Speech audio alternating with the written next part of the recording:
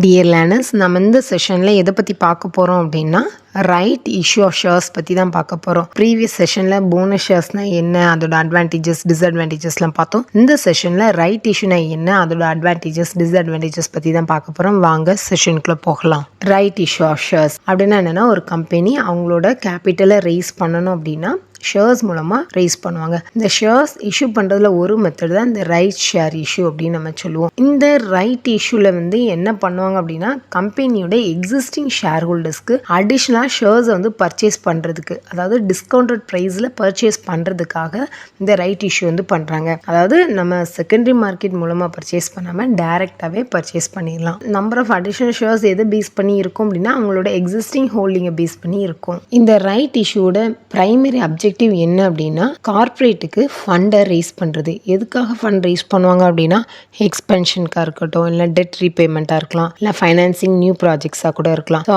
அந்த மாதிரி பட்சத்தில் இவங்க என்ன பண்ணுறாங்கன்னா, ஷேர்ஸ் டிஸ்கவுண்ட் ப்ரைஸில் கொடுக்குறாங்க. இதே மூலமாக எக்ஸிஸ்டிங் ஷேர் ஹோல்டர்ஸும் நியூ ஷேர்ஸ்க்கு பார்ட்டிசிபேட் பண்ண மாதிரி இருக்கும். இதனால அந்த ஓனர்ஷிப் டைல்யூஷனும் மினிமைஸ் ஆகும். டைல்யூஷன் ஆஃப் ஓனர்ஷிப் அப்படின்னா என்னன்னா, இப்போ நம்ம ஷேர்ஸ் நியூவாக இஷ்யூ பண்ணுற பட்சத்தில் எக்ஸிஸ்டிங் ஷேர் ஹோல்டர்ஸோட ஓனர்ஷிப் ரெடியூஸ் ஆன அந்த பர்சன்டேஜ் தான் டைல்யூஷன் ஆஃப் ஓனர்ஷிப் அப்படின்னு சொல்கிறோம். இது ரைட் இஷ்யூ பண்ணுறதுனால மினிமைஸ் ஆகும்.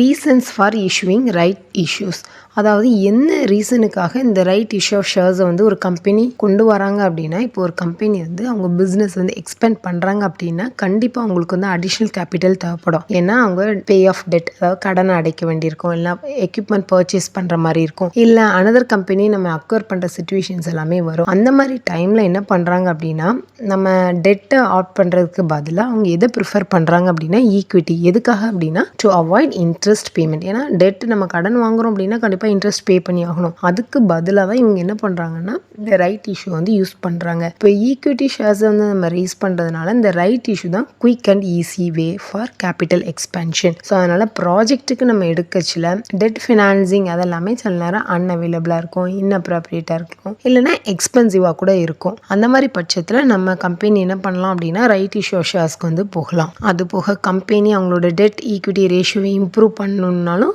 ரைட் இஷ்யூக்கு போகலாம். இந்த ரைட் இஷ்யூ பண்ணுறதுனால அவங்க டெட்டை ஈஸியாக முடிச்சிடலாம். அதோட அவங்களோட ஃபினான்ஷியல் ஹெல்த்துமே இம்ப்ரூவ் ஆகும். இந்த ரீசன்ஸ்க்காக தான் ரைட் இஷ்யூ ஷேர்ஸ் ஒரு கம்பெனி ஃபாலோ பண்ணுறாங்க. இந்த ரைட் இஷ்யூனால என்ன மாதிரி அட்வான்டேஜஸ் இருக்குது அப்படின்னு பொறுத்த வரைக்கும், ஃபர்ஸ்ட் நம்ம கம்பெனி பாயிண்ட் ஆஃப் வியூவில் பார்த்தோம் அப்படின்னா, குயிக் அண்ட் டைரக்ட் ஃபண்டிங். இந்த ரைட் இஷ்யூ நம்ம அலோவ் பண்ணுறதுனால ஒரு கம்பெனி நிறைய ஷேர்ஸ் எக்ஸிஸ்டிங் ஷேர் ஹோல்டர்ஸ்க்கு கொடுக்கறதுனால கம்பெனி ஈஸியாக மணியை ரைஸ் பண்ணிடலாம். இந்த மணி எதுக்கெல்லாம் யூஸ் பண்ணுவாங்க அப்படின்னா, ஏதாவது புது ப்ராஜெக்ட்டுக்கு ஃபண்ட் தேவைப்பட்டுச்சு அப்படின்னா, அது போக டெட்டை ரெடியூஸ் பண்ணுறதுக்கு, பிஸ்னஸை எக்ஸ்பேண்ட் பண்ணுறதுக்கு இந்த மணியை யூஸ் பண்ணிக்கிடலாம். செகண்ட், நீங்கள் பார்த்தீங்கன்னா காஸ்ட் எஃபெக்டிவ். இப்போ compared to other ways of raising funds, அதாவது லைக் ஐபிஓ, அதாவது இனிஷியல் பப்ளிக் ஆஃபரிங், புதுசாக கம்பெனி அவங்களோட ஷேர்ஸை பப்ளிக்கு ஃப்ளோட் பண்ணுறாங்க. அந்த மாதிரி சிச்சுவேஷனில் ரைட் இஷ்யூஸ் சீப்பராக இருக்கும். அந்த மாதிரி ஐபிஓலாம் கம்பேர் பண்ணச்சில் இந்த ரைட் இஷ்யூ ரொம்ப சீப்பராக இருக்கும். ஏன்னா ஹை ஃபீஸ் இது எல்லாமே இதில் அவாய்ட் பண்ணிடலாம். சிம்பிளாகவும் process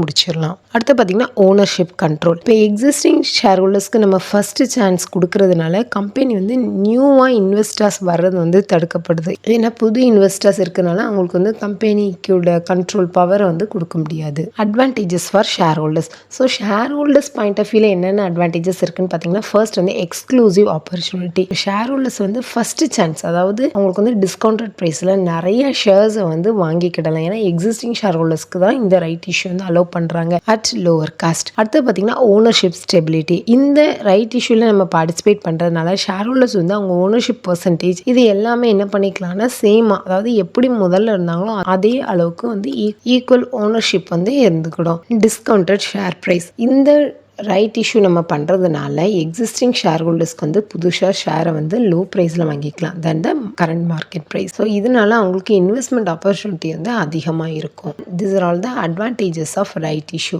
disadvantages of right shares. இதில் ஃபர்ஸ்ட் நம்ம பார்த்தோம்னாக்கா லிமிடெட் டிமாண்ட். ரைட் ஷேர் யாருக்கு இஷ்யூ பண்ணுவோம் அப்படின்னா எக்ஸிஸ்டிங் ஷேர் ஹோல்டர்ஸ்க்கு தான். ஸோ அதனால நியூ இன்வெஸ்டர்ஸ் இதில் அட்ராக்ட் ஆக மாட்டாங்க. இதனால என்ன ஆகுது அப்படின்னா, கம்பெனிக்கு அவங்க நினைக்கிற அமௌண்ட் ஆஃப் கேபிட்டல் ரைஸ் பண்ணுறது கஷ்டமான காரியமாக இருக்கும். ரெடியூஸ்டு லிக்விடிட்டி, இந்த ரைட் ஷேர்ஸை வந்து நம்ம பொறுத்த வரைக்கும் நம்மளுக்கு ரெகுலர் ஷேர் மாதிரி இருக்காது. நம்ம இம்மீடியட்டாக செல் பண்ணுறதுக்குள்ள ஆப்ஷன் வந்து கம்மியாக தான் இருக்கும். ஏன் அப்படின்னா இது வந்து எக்ஸிஸ்டிங் ஷேர் ஹோல்டர்ஸ்க்கு தான் நம்ம கொடுக்குறோம், டிஸ்கவுண்டட் ப்ரைஸில் வாங்கிப்பாங்க. ஆனால் இம்மீடியட்டாக உங்களுக்கு வந்து ஓப்பன் மார்க்கெட்டில் செல் பண்ண முடியுமானா அது வந்து கொஞ்சம் கஷ்டம் தான். அடுத்த பார்த்தோன்னாக்கா நோ ஓட்டிங் ரைட்ஸ். என்னதான் நம்ம ரைட் ஷேர்ஸ் வந்து எக்ஸிஸ்டிங் ஷேர் ஹோல்டர்ஸ்க்கு கொடுத்தாலும் அவங்களுக்கு வந்து ஓட்டிங் ரைட் இருக்காது. அதாவது கம்பெனியோட டெசிஷன் மேக்கிங் ப்ராசஸில் வந்து அடிஷ்னல் ரைட் வந்து எடுக்க முடியாது. நெக்ஸ்ட் தான் பார்த்தோன்னாக்கா ரிஸ்க் ஆஃப் ஓவர் சப்ஸ்கிரிப்ஷன். அதாவது இப்போ டிமாண்ட் வந்து ரைட் ஷேருக்கு இருக்குன்னு வச்சுடுங்களேன், நம்மகிட்ட உள்ள நம்பர் ஆஃப் ஷேர்ஸ் வந்து கம்மியாக இருக்குது அப்படின்னா நம்மளுக்கு எக்ஸிஸ்டிங் ஷேர் ஹோல்டர்ஸ் வந்து பர்ச்சேஸ் பண்ணணும். அதாவது இப்போ 50 ஷேர் வாங்கணும்னு நினைக்கிற இடத்துல வந்து 30 ஷேர் தான் அவைலபிளாக இருக்குன்னு அவங்களுக்கு வந்து ஃப்ரஸ்ட்ரேஷன் வந்து கிரியேட் பண்ணும். அடுத்து பார்த்தீங்கன்னா ரிஸ்க் ஆஃப் அண்டர் சப்ஸ்கிரிப்ஷன். இப்போ நம்பர் ஆஃப் ஷேர்ஸ் அவைலபிள் வந்து கம்மியாக இருக்குது, அதாவது டிமாண்டோட கம்மியாக இருக்குது அப்படிங்கிற பட்சத்தில் கம்பெனி வந்து அவங்க நினைக்கிற அமௌண்ட்டை வந்து ரேஸ் பண்ண முடியாது கேபிட்டலை. அந்த மாதிரி டைமில் வந்து கம்பெனியோட ஃபினான்ஷியல் பொசிஷனுக்கு வந்து அது வந்து கெடுதலாக தான் முடியும். லாஸ்ட் நம்ம பார்த்தோம்னாக்க லிமிடெட் பார்ட்டிசிபேஷன். இந்த ரைட் ஷேர்ஸ் வந்து நம்ம ரெகுலர் ஷேர்ஸ் மாதிரி நம்ம வந்து ட்ரேட் பண்ண முடியாது, ஏன்னா லிமிடெட் பார்ட்டிசிபேஷன் தான் இருக்கும். இதனால ஷேர் ஹோல்டர்ஸ் வந்து புதுசாக ஒரு பையரையோ செல்லரையோ கண்டுபிடிச்சி ஸ்டாக் மார்க்கெட்டில் அவங்களோட ஷேர்ஸை வந்து சேல்ஸ் பண்ணுறது கஷ்டம். These are all the disadvantages of right shares. Dear learners, நம்ம இந்த செஷனில் ரைட் இஷ்யூ ஆஃப் ஷேர்ஸ், அதாவது ரைட் ஷேர்ஸ்னால் என்ன, அதோட ரீசன்ஸ், அட்வான்டேஜஸ், டிஸ்அட்வான்டேஜஸ்லாம் பார்த்தோம். இந்த செஷன் உங்களுக்கு ரொம்ப யூஸ்ஃபுல்லாக இருக்கும் நம்புறேன். மறக்காமல் சேனலை சப்ஸ்கிரைப் பண்ணுங்கள், உங்கள் ஃப்ரெண்ட்ஸ்க்கு ஷேர் பண்ணுங்கள். தேங்க்யூ ஃபார் வாட்சிங்.